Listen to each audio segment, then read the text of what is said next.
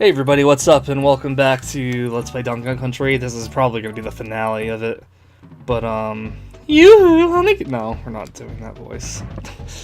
We're at 97%. So, when I did my practice run, and I saved after this next level, it was at 100%, and I guess you just got the 1% afterwards. This was something that kind of annoyed me, because it was like... So they said in my guide, because I never figured out how to get this barrel. I mean, whenever I did 100% at some point and looked it up, I did, but I never remembered. It said to walk off the platform and you'll get on another platform that you can get to the bonus barrel from. I thought it was just another catwalk, but it's not. It's just a platform you ride. So that's how to get that one. But, you know, I felt like I had a story I was going to say again, just to cap off this Let's Play. But, oh yeah, the Super Nintendo thing. So, I didn't have a Super Nintendo growing up. My best friend Dean next door did. That's how I experienced all these games.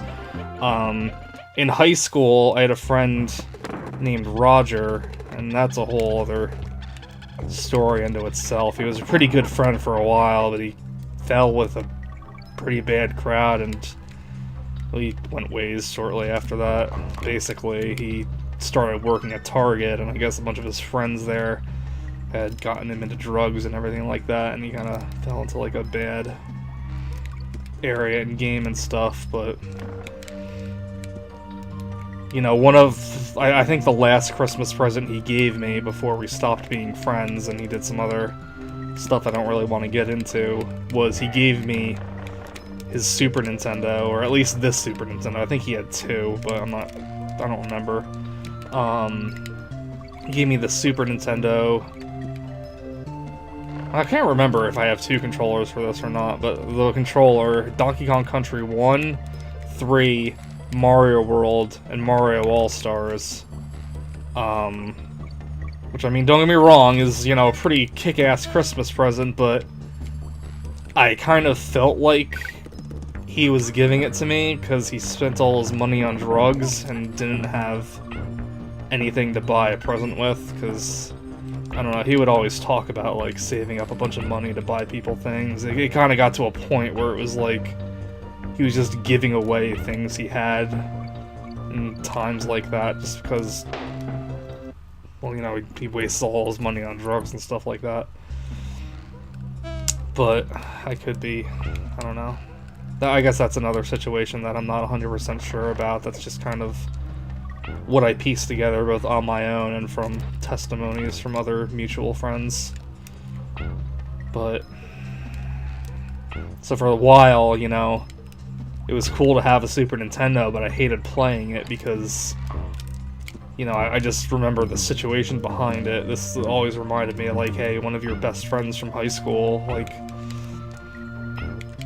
kind of started becoming a huge sleazebag and fucked you over, and this was like right before that happened. So, but you know, as time goes on and time heals wounds and blah blah blah, I kind of put all that behind me, all the high school drama and shit like that. It doesn't affect me quite as much as it used to, so I'm kind of left with a free Super Nintendo and cool games that I grew up with.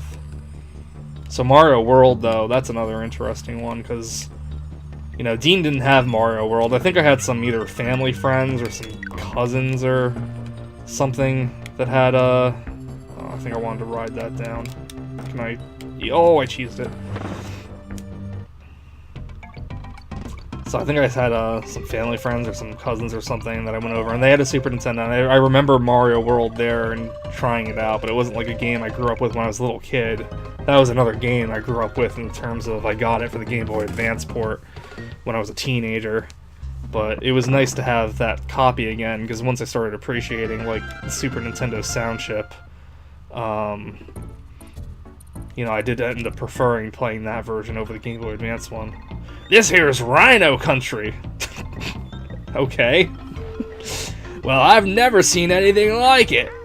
You have a captured Rhino crate, I noticed. Enjoy this demo while you can. It can't last much longer. Was that a... What demo? That's right, 4 shades of gray and a 2x2 character block. That's all we had. I can't play this game. The colors are all too rich for my poor old eyes. Alright, that's a little dick stroking. Well, even the bananas have more frames and colors than I had in the entire game. Look at this! As I rock, my beard swings! Waste of frames, in my opinion.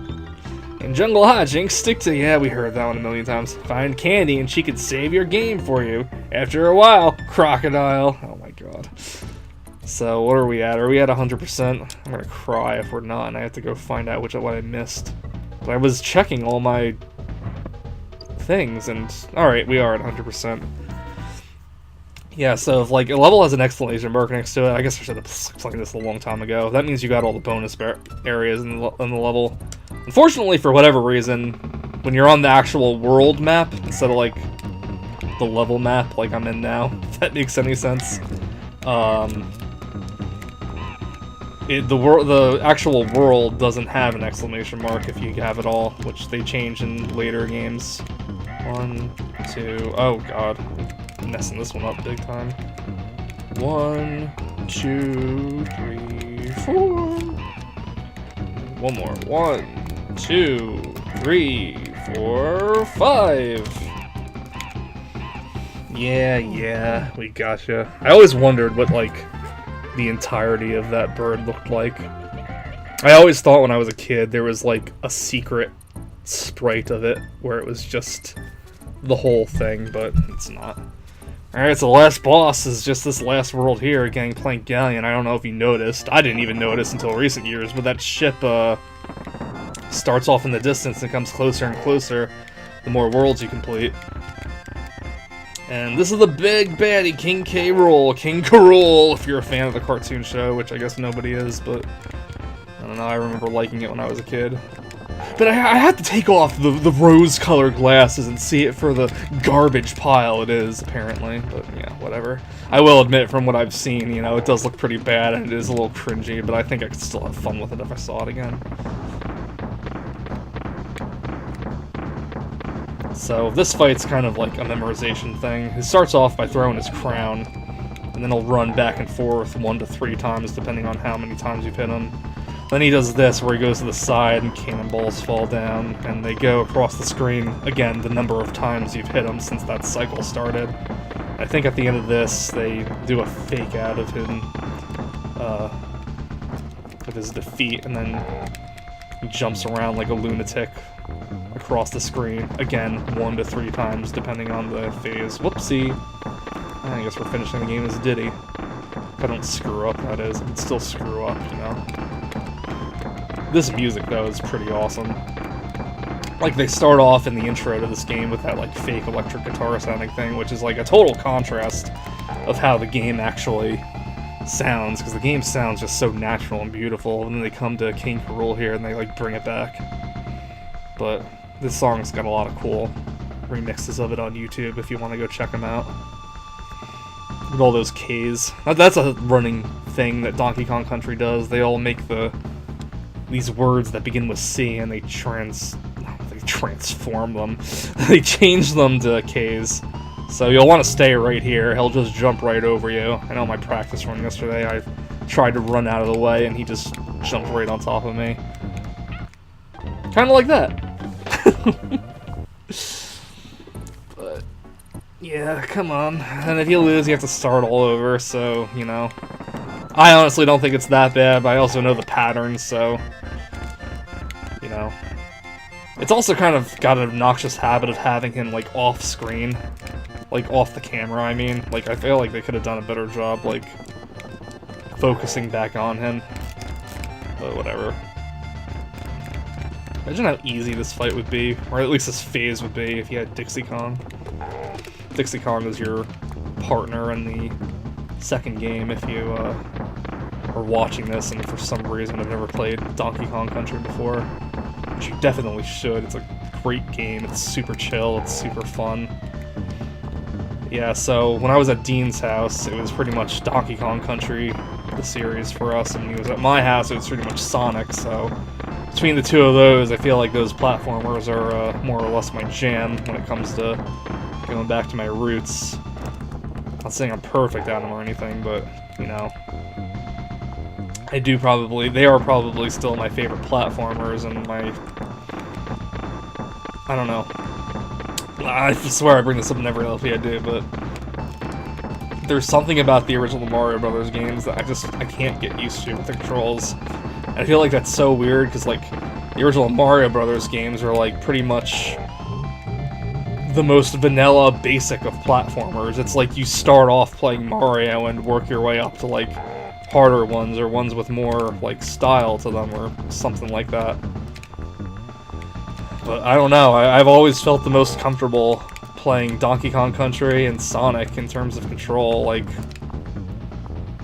I remember Miyamoto apparently had said some awful things about Donkey Kong Country, and whether or not he was mistranslated or misunderstood or whatever, you know, I'll still say, you know, I think Donkey Kong Country controls a hell of a lot better than Mario Brothers does, but that's just me. Well done, Donkey, my boy! Who would have thought a young whippersnapper like you, a young millennial like you, could have beaten that bunch of no-good Kremlings? You've made an old man proud. Aw, he does care, kinda. Go and look in your hoard. I think you'll be in for a surprise. What a player you are, Donkey, my lad! You've beaten the Kremlings to death. No. And found absolutely everything. You're nearly as good as I used to be. But all you did was be an antagonist. Whatever. But we got our bananas back, thank God the day is saved. But that's just, I don't know. That's just something I've always kind of liked about the Donkey Kong Country series. It's never too serious, you know? It's just, you're a monkey, go get your bananas back from a crocodile. And here's the character parade, as Banjo-Kazooie like to call it. I always liked when games named all their enemies and showed you the roster at the very end. Kind of feel like they gave it a little more life. Manky Kong. You know, that always reminds me of, like, Mankey from, you know... What's that famous franchise that I'm not thinking of? Pokemon. Thank you. There's Chomps Jr. and then normal Chomps. Clambo. Yeah, like a lot of these enemies are just normal animals, feels like. I feel like the Kremlings are like, you know, the actual bad guys. So, one thing in Donkey Kong Country 2 that I feel like they changed is they kind of made all of the bad guys feel more, like, unified. Like, there's a pirate theme for Donkey Kong Country 2, so most enemies have some kind of pirate-related theme to them. But, I don't know. I could be mistaken. Those bodybuilding Kremlings, it's ridiculous. One thing I don't like when they do character parades is when they have, like, stationary enemies, like this Neki here, and they just, like, kind of come out.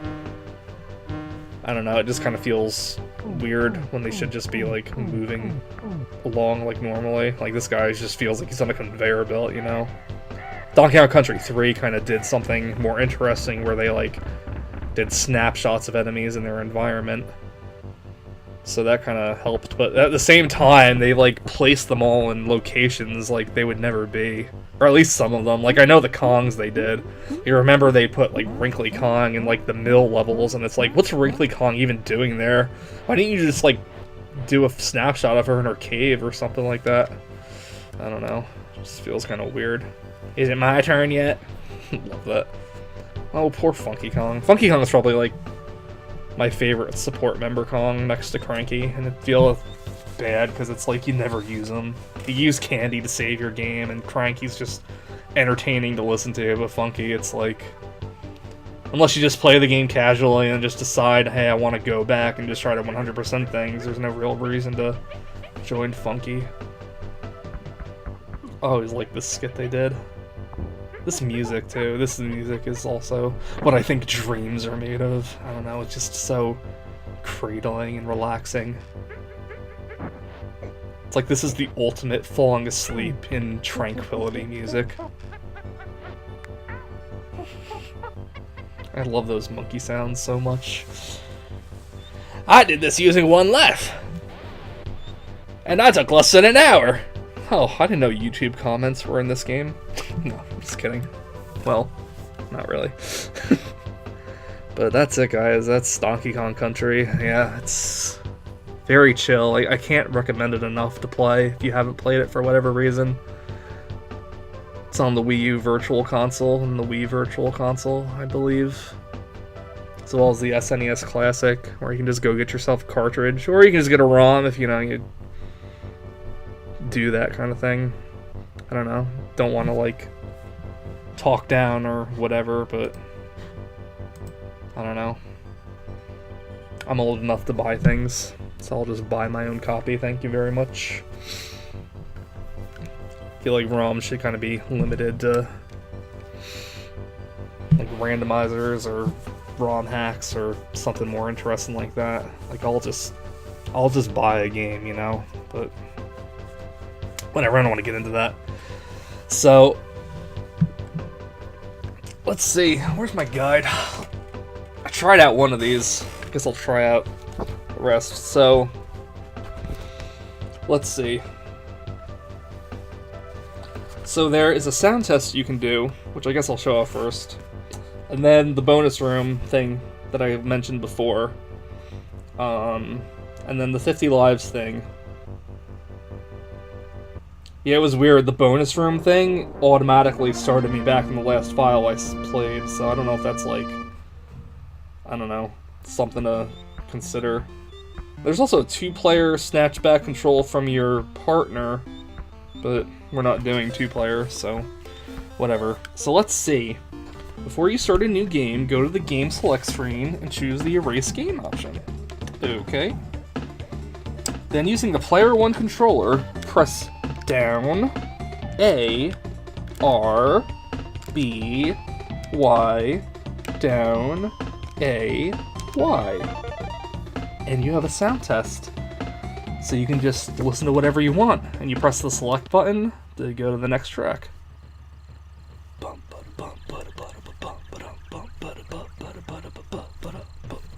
kind of just want to let this music play just because it's so good, but you guys can look it up. There's that cave level I like so much. Oh, the scary mines. Oh, an aquatic ambience. What dreams are made of? Jesus. Oh, the minecart level. Just curious how many tracks there are in here. Which one is this? Is this the snow level? Or the ruins level? I think this is the ruins level.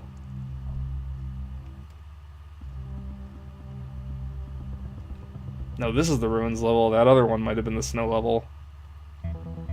This is the factory.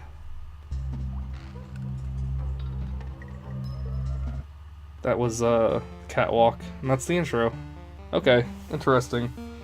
So the other one you have to do on the before the select thing comes up. So reset, and then I think you have to start when Cranky shows up. So let's see. Press down, Y, down, down, Y. And you go to this magical secret room. And you can just automatically get all of these. Let's just do one more, I guess, for fun. Let's see if we can get 800. 800's usually a pretty good one to shoot for. I've never actually seen anybody get more than 800. I'm sure someone can at some point, but, you know, hey, I don't know, 8 lives, that's a pretty good deal regardless, you know? Rambies is actually the worst one to do. I don't think we even did Rambies in this playthrough, but Rambies' timer goes down like a frickin'... I don't know. It goes down very fast. And, you barely have any time to get anything at all on that one. Not to mention, he's in the ice level, so in addition to being just very awkward to control, Rambi is dealing with ice physics on small platforms as well. 2, 3, 4, 5, 6, 7, 8. I think if you just want to leave, all you gotta do is go on the right side here. No? Well, I guess you start and select then. No? B, you leave. Start, select. Hello. Come on. Oh, when you're ready to come back to country, just hit restart. I feel like I just walked off of here when I was playing on the SNES Classic. Oh well. And we have another one here for 50 lives. So, this time you'll want to do B-A-R-R-A-L. I didn't hear anything that time. Did it work? Did it work? Did it work? I don't know. Let's start the game and find out. It didn't work. Want to try that again?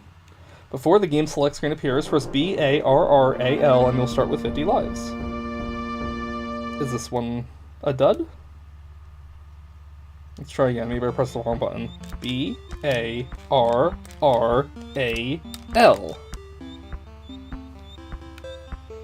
Maybe it's because I hit start. Maybe I have to let this play out. Well, no, you have to hit start to even bring up the thing. Don't you? I want to get this to work. No? One more time? Maybe it's on the title screen itself. But I don't know. The other one said before the game select screen appears, and I did that one too. So, press start there, and B-A-R-R-A-L.